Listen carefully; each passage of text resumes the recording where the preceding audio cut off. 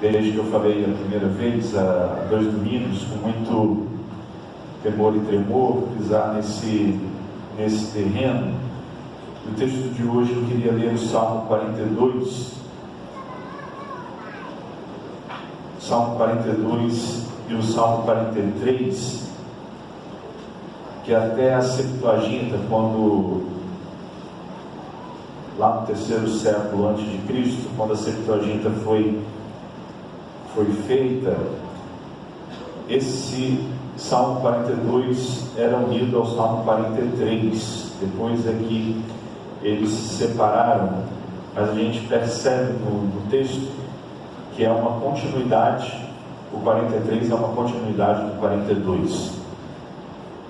E aí eu queria ler na versão TEB, que diz assim, está escrito assim: como uma coça anela pelas torrentes de água, minha alma anela por ti, meu Deus. Tenho sede de Deus, do Deus vivo. Quando entrarei para comparecer diante de Deus? Dia e noite minhas lágrimas são meu pão, quando me dizem todo dia: onde está o teu Deus? Detenho-me a evocar o tempo em que eu transpunha a barreira para conduzir a casa de Deus em meio a gritos de alegria e louvor, com uma multidão em festa. Porque te curvares, minha alma, e gemeres sobre mim? Espera em Deus, sim, eu ainda o celebrarei, a Ele e a sua face salvadora. Minha alma curvou-se sobre mim, ó meu Deus, eis porque te evoco, desde a terra do Jordão, dos cimos do Hermon e do monte Misear. As ondas do abismo convocavam uma a outra, no fragor das tuas cataratas, quebrando-se e rolando, todas as tuas vagas pesaram sobre mim. De dia o Senhor exercia sua fidelidade, de noite um canto a Ele me acompanhava, uma oração a Deus que é minha vida. Quero dizer a Deus, meu rochedo: por que me esqueceste? Por que ir-me embora, tristonho e pressionado pelo inimigo? Os membros do meu corpo estão machucados, meus adversários me insultam, dizendo-me todo dia: onde está o teu Deus? Por que te curvares, minha alma? Por que gemeres sobre mim? Espera em Deus, sim, ainda o celebrarei, a Ele a salvação da minha face e meu Deus. Ó Deus, faz-me justiça. 43. Faz-me justiça e defende a minha causa contra os infiéis. Liberta-me do homem enganador e criminoso. Ó Deus, minha fortaleza, por que me rejeitaste? Por que ir-me embora, tristonho e pressionado? É o mesmo verso de número 10 do Salmo 42. Envia a tua luz e tua verdade, elas me guiarão, me farão chegar à tua montanha santa e às tuas moradas. Chegarei ao altar de Deus, ao Deus que me fez dançar de alegria, e eu celebrarei com a cítara: Deus, meu Deus. O verso 5 do Salmo 43 é o mesmo verso 12 do Salmo 42, e também se repete no verso 6 do Salmo 42. Por que te curvares, minha alma? Por que gemeres sobre mim? Espera em Deus, sim, eu ainda o celebrarei, a Ele a salvação de minha face e meu Deus. É um salmo muito propício para a gente falar sobre essa questão de suicídio, porque aqui há uma oscilação no salmista. Aqui os filhos de Corá, que compuseram esses 2 salmos, o 42 e o 43, que na verdade era um só, há uma alternância de humor que a gente percebe analisando o texto profundamente. A gente percebe ele conversando com o Ciro e ele também ouvindo vozes de adversários que o insultavam e que perguntavam: onde está o teu Deus? A gente percebe nesse salmo o salmista profundamente abatido. Há outros salmos que relatam isso. Por exemplo, o Salmo 142, o salmista fala isso: com a minha voz clamo ao Senhor, com a minha voz ao Senhor suplico. Mas esse daqui, eu acho que ele se encaixa, pelo menos na minha compreensão, eu acho que ele se encaixa para a gente fechar a questão do suicídio. Falei nessas 2 últimas semanas alguns índices, algumas taxas com relação ao suicídio. Eu acho que é sempre bom a gente relembrar isso, porque eu acho que isso precisa estar sempre na nossa memória. Diz, segundo a Organização Mundial da Saúde, que a cada 40 segundos no mundo uma pessoa comete suicídio. E para cada tentativa de suicídio que foi executada com sucesso, há pelo menos 10 a 20 tentativas frustradas. No Brasil, só para a gente ter uma dimensão do que isso significa, há 32 suicídios por dia no Brasil. Só aqui no Brasil. É uma média muito grande e muito alta para a gente. E pesquisadores têm percebido que cada vez que alguém importante na mídia, algum artista, ele comete suicídio, a taxa de suicídio aumenta. A gente sabe que, por exemplo, Robin Williams, ele cometeu suicídio e após ele cometer suicídio, houve uma taxa de 10% de aumento de suicídio nos Estados Unidos. Marilyn Monroe, quando também cometeu suicídio, após ela cometer o suicídio, a taxa de suicídio nos Estados Unidos aumentou para 12%. Porque as pessoas projetam os seus ideais, de repente, nos seus ídolos, elas têm semelhanças, elas têm projeções, e aqueles ídolos, quando cometem esse ato, eles acabam motivando os outros a fazerem isso também. E aí talvez você me questione assim: pastor, não é preocupante a gente trazer um tema desse para a gente falar, porque talvez isso aguce na cabeça de alguém, isso talvez desperte na cabeça de alguém o tentar cometer suicídio, a vontade de repente atentar contra a sua própria vida. E a própria Organização Mundial da Saúde, ela diz que não. E eu falei isso daqui no domingo passado, que eles têm percebido, a Organização Mundial da Saúde, na verdade, tem percebido que é preciso a gente falar mais sobre esse tema. É preciso a gente discutir sobre isso, é preciso a gente ampliar as nossas rodas de conversa, porque fazendo isso, a gente pode sinalizar para aqueles que talvez estejam pensando que há uma possibilidade de saída para o suicídio. Há um médico chamado Victor Schwartz.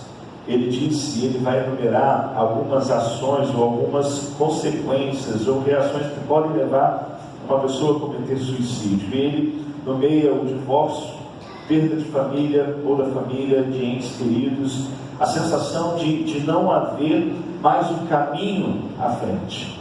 Além de Victor Schwartz, outros médicos, psiquiatras, eles vão apresentar algumas causas para o suicídio: solidão, depressão, doenças ou mal-estar da saúde, problemas conjugais, problemas de relacionamento, briga com pais, namoro, casamento, divórcio, podem levar a essa ação, problemas financeiros e profissionais. Citei, se eu não me engano, no primeiro domingo que a gente falou sobre suicídio, quando a Bolsa de Nova York, em 1929, quebrou, a taxa de suicídio nos Estados Unidos, ela disparou, ela aumentou profundamente em grande escala por causa de problemas financeiros.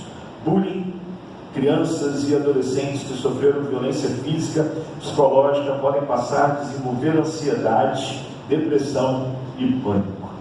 Desde 2011, pesquisadores e médicos, psiquiatras estão percebendo que cada ano há um aumento de suicídio entre os adolescentes, que antes a faixa etária daqueles que cometiam suicídio estava entre 18 até 55 anos, hoje isso está se alargando, essa fronteira está aumentando. Tanto crianças e adolescentes estão pensando em suicídio, quanto adultos e pessoas da terceira idade estão pensando em suicídio.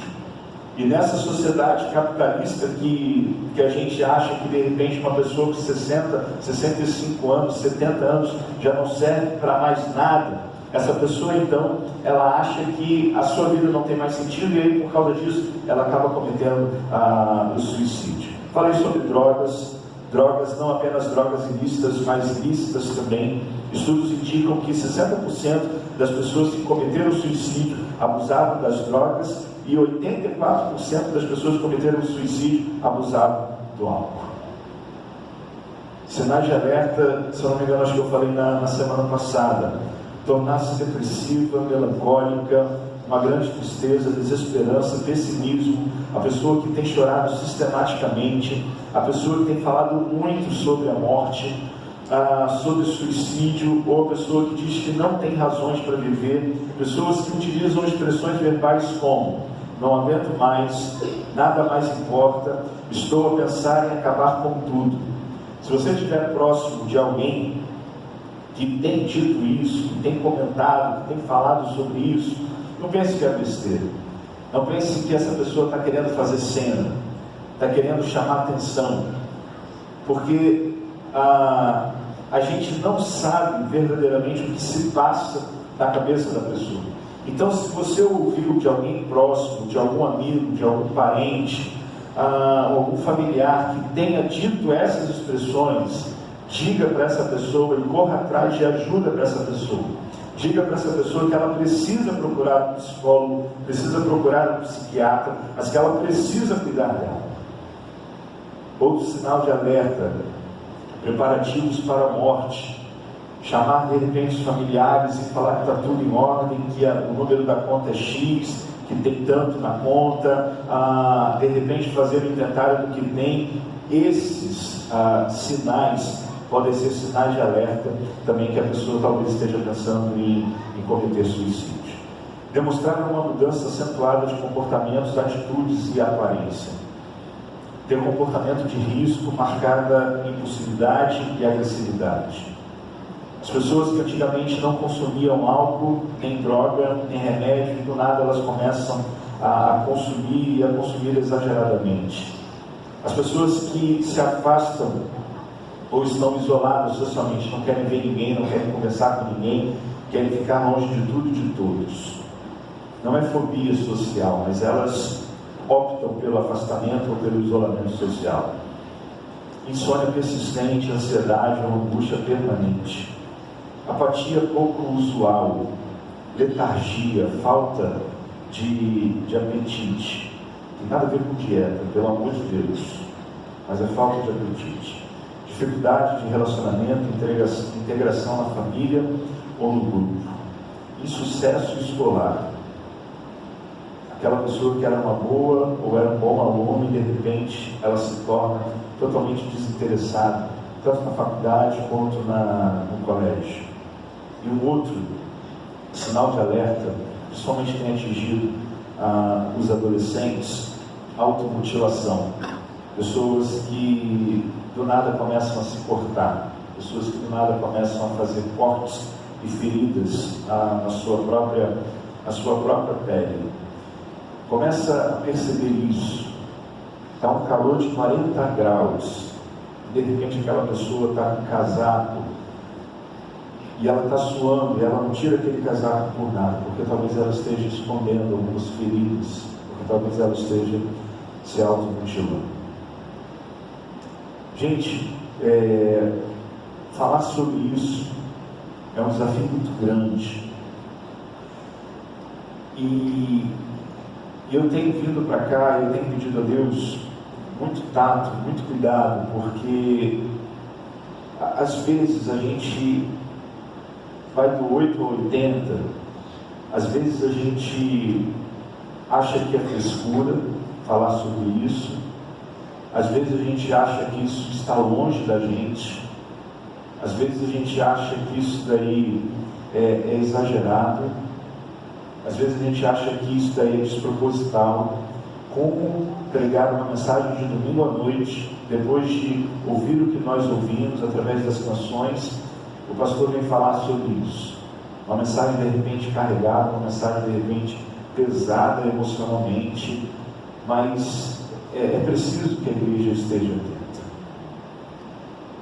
Tomás de Aquino, lá na Idade Média, já falei também, ele entendeu que o suicídio, ele usurpava de Deus o poder de dar a vida e o poder de tirar a vida.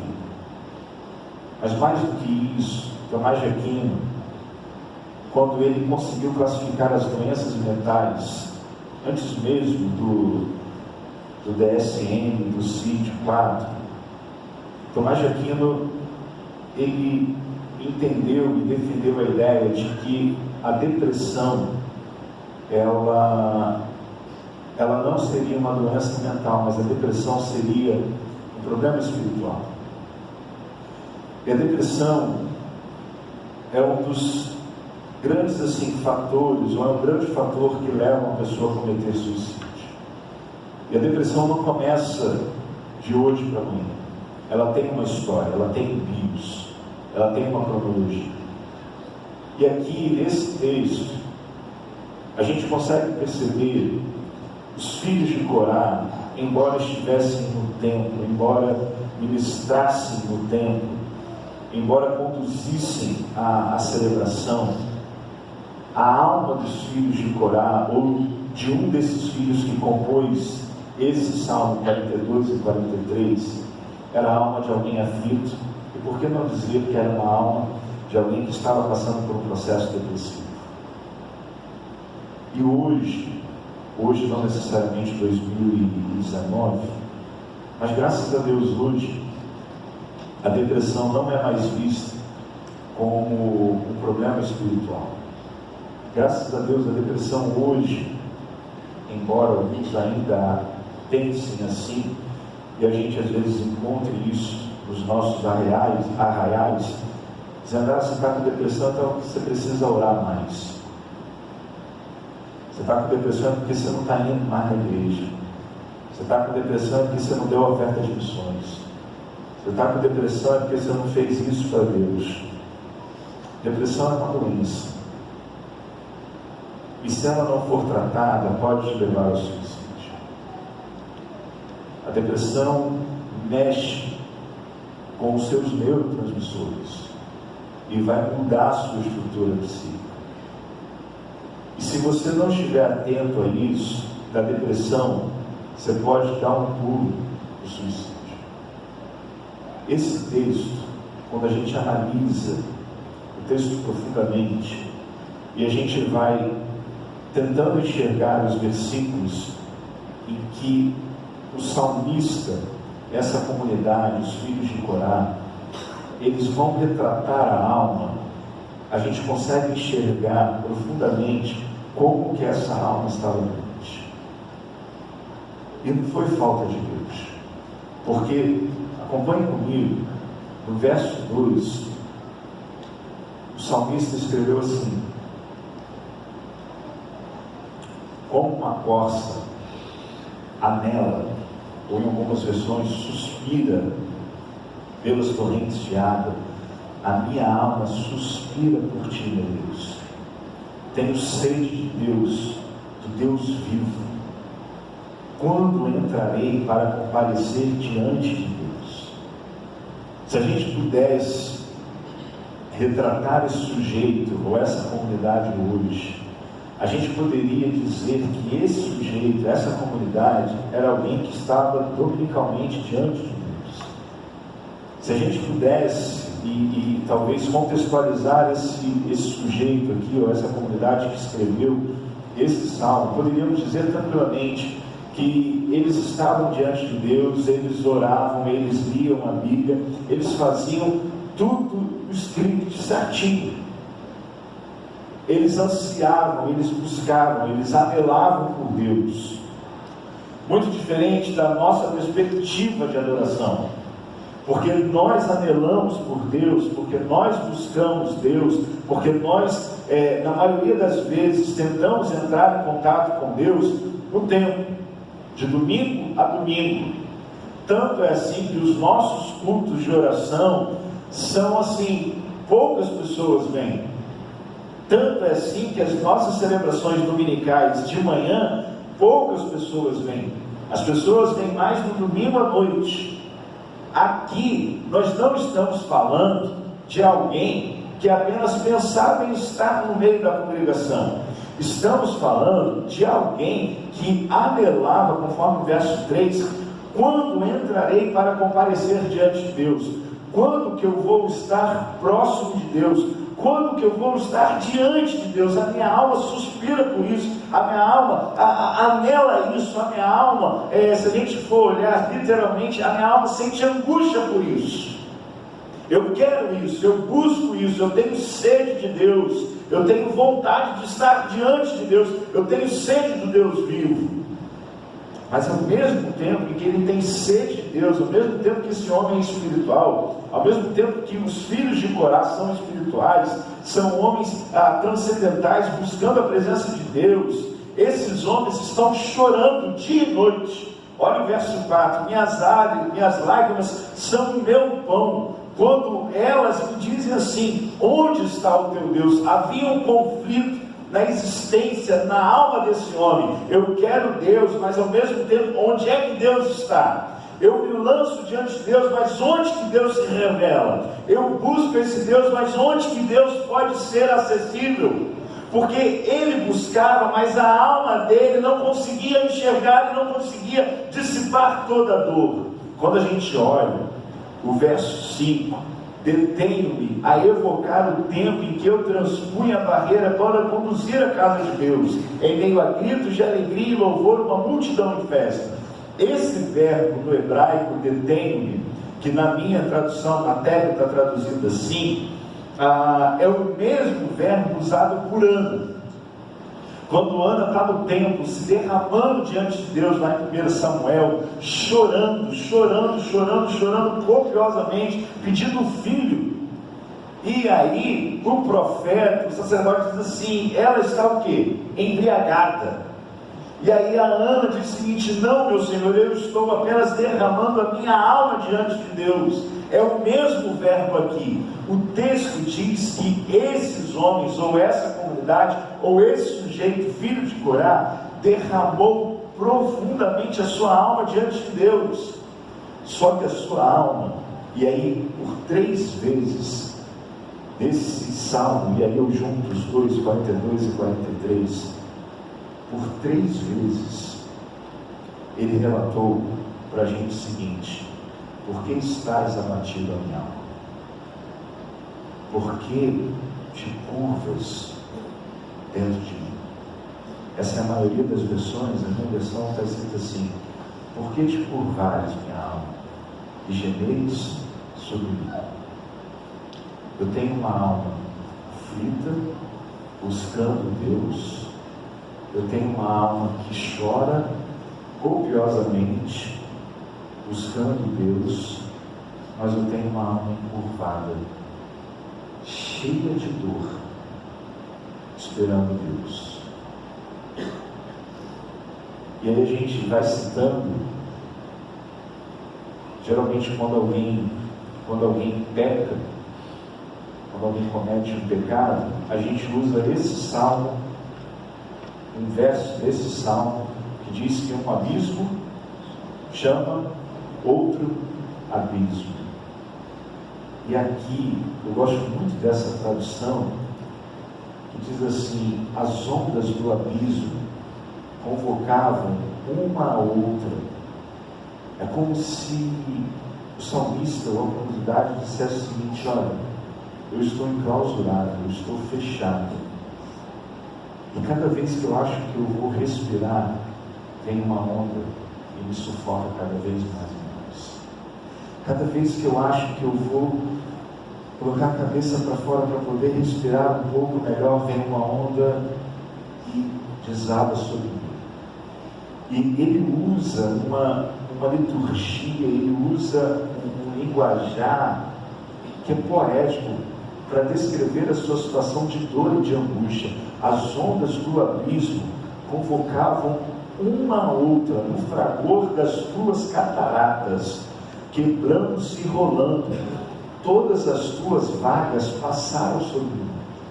É como se o salmista está relatando aqui que ele, a sua alma, ele anelava por Deus, ele se alimentava dia e noite das lágrimas. As suas lágrimas perguntavam assim: onde é que está esse Deus que você tanto busca e que ele não se apresentou até ainda? E aí a alma dele está pesarosa, está angustiada, e toda vez que a alma buscava Deus, toda vez que a alma respirava um pouco mais, vinha outra tormenta, vinha outra onda, vinha outro abismo, e vinha outro abismo, e vinha outro abismo. Quantas vezes E aí por isso nos tornamos, ficamos com depressão, vivemos ansiosos, ficamos angustiados, porque às vezes temos a noção de que assim, as coisas vão melhorar, e de repente vem uma onda e as coisas pioram para a gente. Quantas vezes estamos nessa mesma realidade do salmista aqui no verso 8? A gente acha que melhorou e de repente vem outra tempestade sobre nós e desaba uma imensidão de água sobre a gente. É isso que o Salmo está dizendo. É isso que o salmista está dizendo. Lá no verso 10, ele diz assim: quero dizer a Deus, meu rochedo, aquele que a sua alma anelava, aquele que sua alma buscava.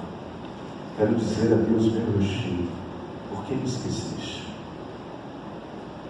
Por que o Senhor esqueceu de mim? Por que o Senhor não me livrou disso? Olha o verso 11: os membros do meu corpo estão machucados. Quantos estão apresentando sinais psicossomáticos? Quantos estão doentes na alma e o corpo está sinalizando isso? William Reich, que é um psicanalista, herdeiro de Freud, mas ele vai para uma outra linha. Quem já viu um livro chamado assim, O Corpo Fala? Já viu esse livro? Então, é baseado na ideia de William Reich, um alemão. William Reich, ele vai dizer, ele vai trabalhar que há 7 zonas no nosso corpo de energia. Aquela ideia que a gente tem de que você chega perto de alguém e fala assim: fulano de tal, você está com um nó nas costas, você está pesado, está precisando de quê? De uma massagem para aliviar o quê? Estresse, tensão. Isso é Reich. Muito antes de Reich trabalhar isso aqui, o salmista aqui já estava somatizando o seu corpo. Os membros do meu corpo estão machucados. Quantas doenças que nós carregamos começaram na alma da gente e hoje o corpo está sinalizando. Quantas manchas apareceram na gente que a gente falou assim: meu Deus. Quantos cabelos caíram? Quantos vão aliviar? Quantos cabelos embranqueceram? Embora tenha gente que pinte, né? Mas quanto do corpo da gente está machucado? Mas aí, esse salmista, se a gente parar e analisar, por isso que eu disse que essa construção, ora bem, ora mal, esse salmista é a gente. Porque ao mesmo tempo que a gente anela pela presença de Deus, ao mesmo tempo que a gente busca ansiosamente a presença de Deus, em alguns momentos a nossa alma desfalece e a gente sofre, e a gente chora, e a gente se angustia, e a gente grita, e o nosso travesseiro é aquele nosso maior confidente, e o chuveiro da nossa casa, os nossos banhos se tornam terapêuticos, porque a gente fica 30, 40, 50 minutos chorando ali. Quantos de nós, às vezes, não estão parecidos aqui com o verso 6, com o verso 12, com o verso 5 do Salmo 43? Quantos de nós aqui não estão encurvados, estão machucados, estão já talvez não consigam nem mais falar da sua dor e dos seus sofrimentos? Quantos talvez não estejam perguntando: onde está meu Deus? Deus, por que me esqueceste? Ao mesmo tempo que estamos buscando a Deus, ao mesmo tempo que estamos cantando, vem me socorrer, há em nós este questionamento assim: onde é que Deus está? Esse salmo retrata exatamente, por isso escolhi esse salmo, porque nós somos assim. Eu não estou falando de bipolaridade, não é isso. Que eu estou falando que nós oscilamos na vida, a nossa alma oscila, e de repente numa dessa oscilação, a gente pode, talvez por um adoecimento mental, talvez por uma crise de ansiedade, talvez por um transtorno de ansiedade generalizada, a gente pode sem pensar direito, subir a terceira ponte e se jogar. Por isso esse salmo que escolhi, que Deus trabalhou no meu coração, é para dizer que tantos outros homens sofreram o que nós sofremos hoje, essa oscilação da alma. Ora estamos bem, ora estamos firmes e constantes na igreja, ora estamos adorando a Deus, buscando a Deus, fazendo culto de oração em casa, lendo a nossa Bíblia, buscando a palavra de Deus, fazendo uma série de coisas. Ora estamos chorando, angustiados, clamando por Deus, e as nossas lágrimas perguntam assim: onde é que Deus está? Ora estamos cada vez mais e mais incrédulos, perguntando: Deus, por que o Senhor se esqueceu de mim? Ora estamos piores ainda, o nosso corpo está doente. Há pelo menos aqui nesse salmo, pelo menos 4 estágios da alma, pelo menos 4. E a gente poderia trabalhar mais ainda, mas aí ficaria cansativo, ficaria desnecessário para a gente. Mas é interessante que o próprio salmo, a própria construção do salmo, aponta para uma possibilidade. E aí, por isso a gente precisa talvez ler o texto com muito cuidado, com muito detalhe, com muita entrega. Por que o salmo do 42 e até o final do 43, por que o salmo repetiu por 3 vezes no verso 6, no verso 12 e no verso 5? Porque aqui é a solução. Porque aqui é a resposta. A alma pode buscar a Deus, a alma pode chorar e pode se perguntar onde é que Deus está. A alma pode perguntar por que Deus se esqueceu de mim. A alma pode estar machucada, o corpo pode sinalizar o quanto a alma está machucada.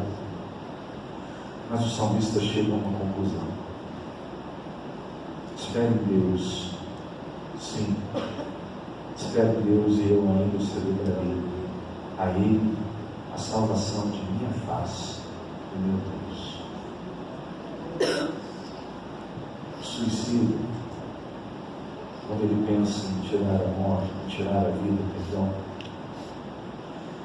e há pesquisas dizendo isso, ele não quer tirar a vida, ele quer acabar com o sofrimento. Ele não quer acabar com a sua vida, ele quer acabar com o sofrimento.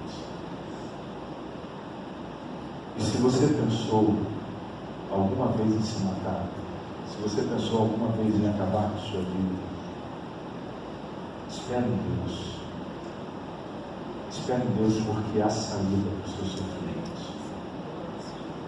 Deus pode usar remédios antidepressivos, ansiolíticos, pode usar terapia, pode usar psicólogos, Deus pode usar psiquiatras, Deus pode usar comunidades terapêuticas, igrejas, Deus pode usar a Bíblia, Deus pode usar a oração. Há um leque de instrumentação de Deus. Eu quero dizer para você, em nome de Jesus, é que o suicídio não é a resposta para o seu sofrimento. A resposta para o seu sofrimento: espere em Deus, minha alma. Espere em Deus, porque eu ainda louvarei o teu nome. Espere em Deus, a minha alma, porque eu ainda verei a sua face, ainda verei a face do meu Deus.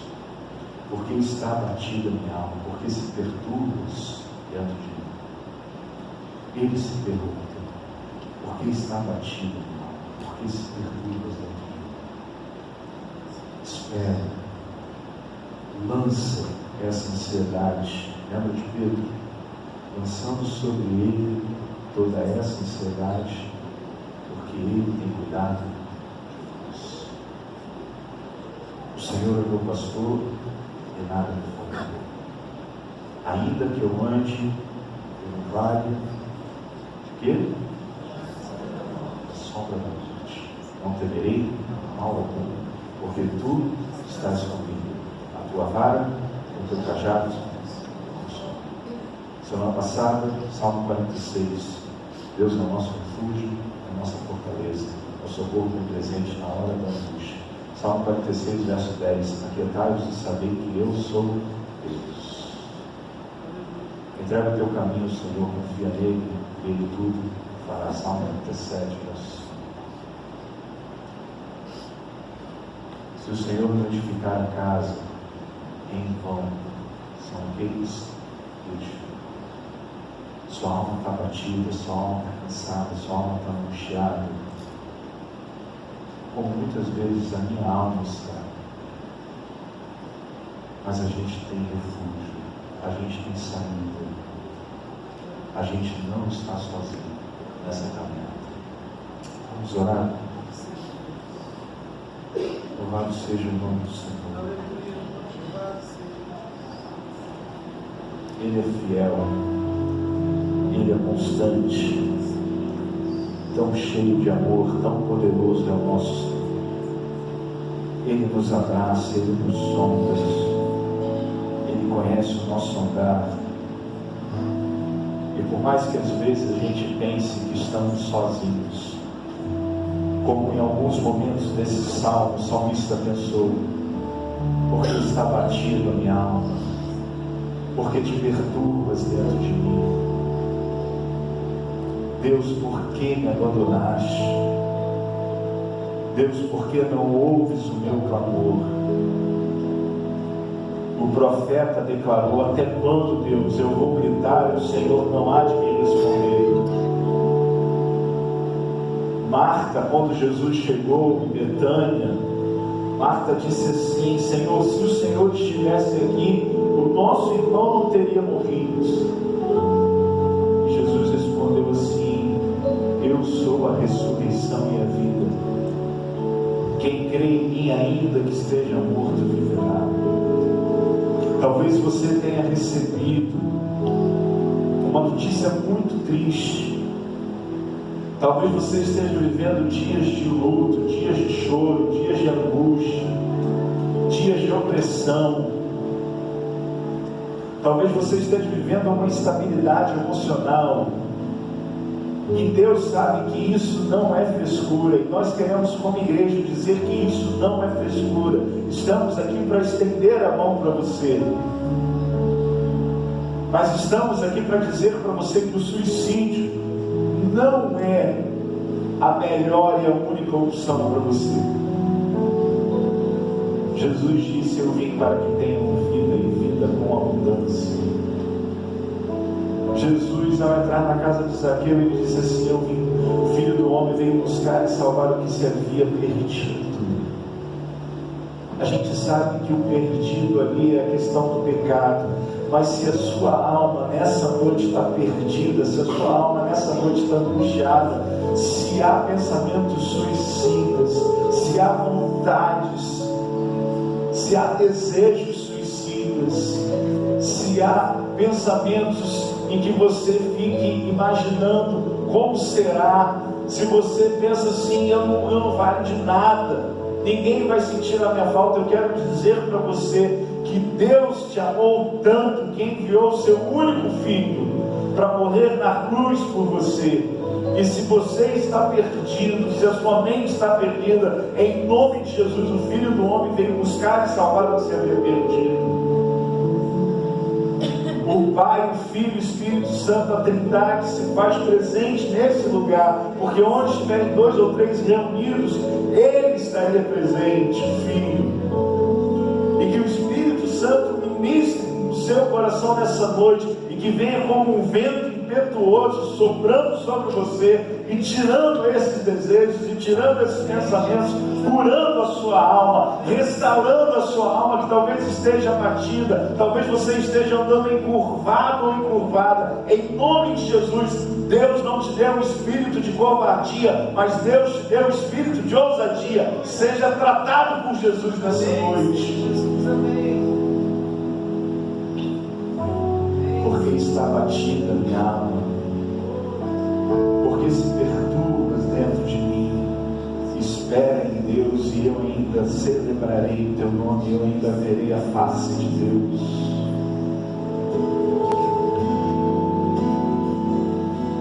Deus, eu quero te agradecer, porque o Senhor sabe como está a alma de cada um aqui nessa noite. Tu sabes as perguntas que são feitas por cada alma aqui nessa noite.